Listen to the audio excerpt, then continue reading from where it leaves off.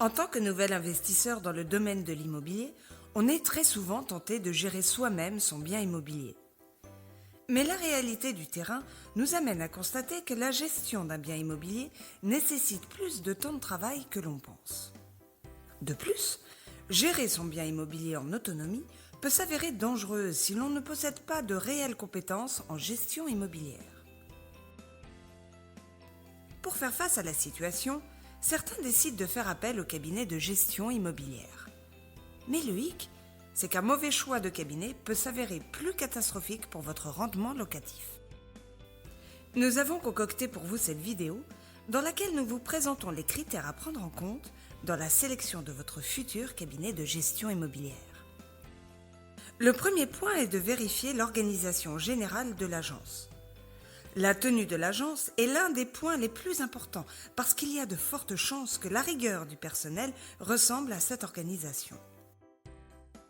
Par exemple, un gestionnaire ayant sous sa responsabilité près de 1500 locataires augmente ses possibilités d'erreur de gestion.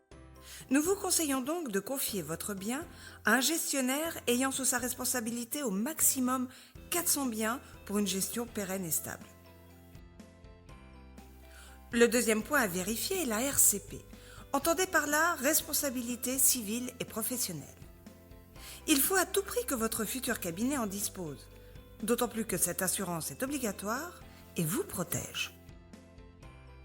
Vérifiez donc sa présence sur tous les documents du cabinet. Le troisième point à vérifier est la garantie financière. Cette garantie aussi est obligatoire, d'autant plus qu'elle intervient si le gestionnaire fait défaut. Le montant représente le maximum pour lequel les propriétaires seront couverts en cas de sinistre. Pour information, le montant minimum garanti par les caisses est de 110 000 €. Attention, ce montant est le minimum. Nous préconisons au moins 200 000 €. L'information est aussi visible sur tous les documents de l'agence. Le quatrième point est de vérifier le chiffre d'affaires.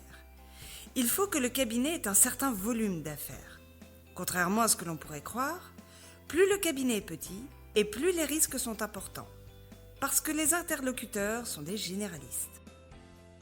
Nous vous préconisons donc de privilégier les structures avec un comptable, un gestionnaire et une assistante, plutôt qu'une structure composée d'un gestionnaire généraliste qui gère tout.